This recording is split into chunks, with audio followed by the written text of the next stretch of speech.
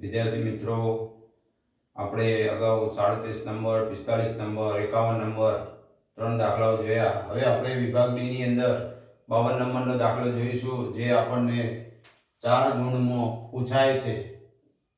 આ દાખલાને આપણે ગણવા માટે સૌથી પહેલા અહીંયા આપણે રકમ આપણને આપેલી છે. આ રકમની આવૃત્તિઓનો કુલ સરવાળો કરીશું. તો આપણને n બરાબર 60 મળશે. હવે આપણે આ દાખલાને ગણવા માટે સંચય આવૃત્તિ, જેને આપણે કહીએ છીએ કોમ્યુટેટિવ ફ્રીક્વન્સી, આપણે શોધવી પડશે. સૌથી પહેલા આપણે કેવી રીતે શોધીશું? તો સૌથી પહેલા અહીંયા 9 આપ્યા છે, તો સામે એના એ જ સંખ્યા અહીંયા આપણને મળશે 9. હવે આ 9 અને આ 16 નો સરવાળો કરીશું અને અહીંયા એનો જવાબ લખીશું. 16 અને 9 25. 25 ની અંદર ફરીથી આ 12 ઉમેરીશું તો આપણને જે સંખ્યા મળશે અહીંયા 25 ને 12 37. 37 માં 7 ઉમેરીશું તો આપણને આ સંખ્યા મળશે 44. 44 ની અંદર ફરીથી આ 15 ઉમેરીશું તો આપણને મળશે 59. અને આ 59 ની અંદર આપણે આ 1 ને ઉમેરીશું તો આપણને મળશે 60. અહીંયા જે 60 સંખ્યા છે એ અહીંયા જેટલી સંખ્યા છે આ બંને સમાન સંખ્યા થવી જોઈએ. હવે આપણે આ દાખલાની શરૂઆત કરીએ. તો સૌથી પહેલા આપણે જોવાનું છે કે આપણે n બરાબર કેટલા છે. તો n બરાબર 60 બેકી સંખ્યા છે. n બરાબર 60 બેકી સંખ્યા છે એટલે આપણે સૌથી પહેલા મધ્યસ્થ વર્ગ શોધીશું. તો મધ્યસ્થ વર્ગ બરાબર n ભાગ્યા 2 મૂળ અવલોકનની કિંમત.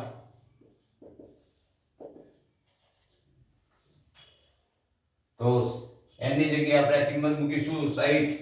તો 60 ભાગ્યા 2 મૂળ અવલોકનની કિંમત એટલે કે 30મું અવલોકન કિંમત CF ના ખાનામાં જોતા.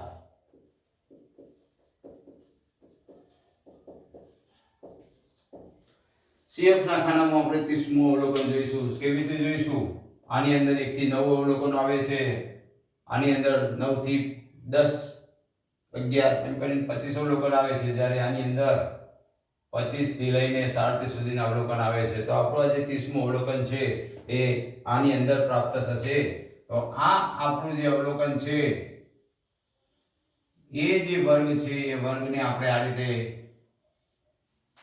બોક્સ બનાવી દઈશું. તો આ જે અવલોકન છે એના સામેનો આ જે વર્ગ છે એ આપણો 12 થી 16 એ આપણો મધ્યસ્થ વર્ગ થશે.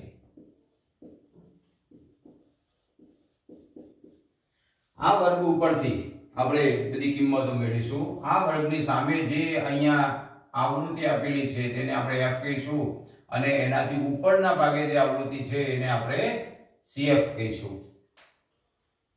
આ મધ્યસ્થ વર્ગની અંદર જે પહેલી અધસીમા છે L, જેને આપણે L કહીશું. L બરાબર 12 અને વર્ગ લંબાઈ h બરાબર 16 માંથી 12 જશે તો મળશે આપણને 4.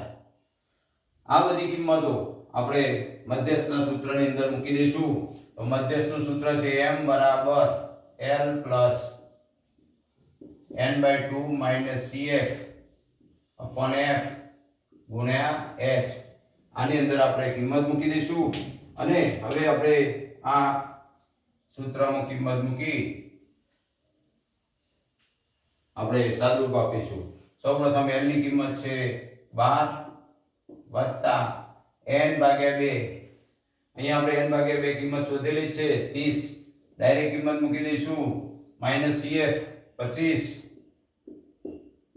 ડિવાઇડેડ બાય f 12 છે અને ગુણ્યા h આપણને 4 આપી દીધા છે.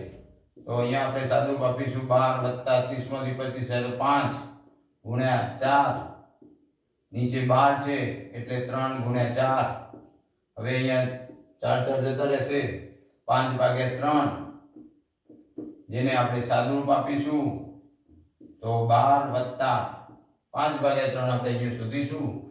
5 ભાગ્યા 3 3 એકા 3 5 3 2 પાછળ 0 3 6 18 2 0 3 6 18 આમ 6 6 આવી જશે.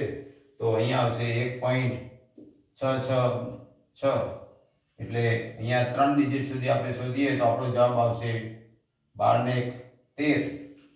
ડાયરેક્ટ જવાબ લખી દઉં છું 12 ને 13.666 એકમ. તો આ રીતે આપણે મધ્યસ્થ ખૂબ જ સરળતાથી અને ખૂબ જ ટૂંકી રીતે આપણે શોધી શકીશું.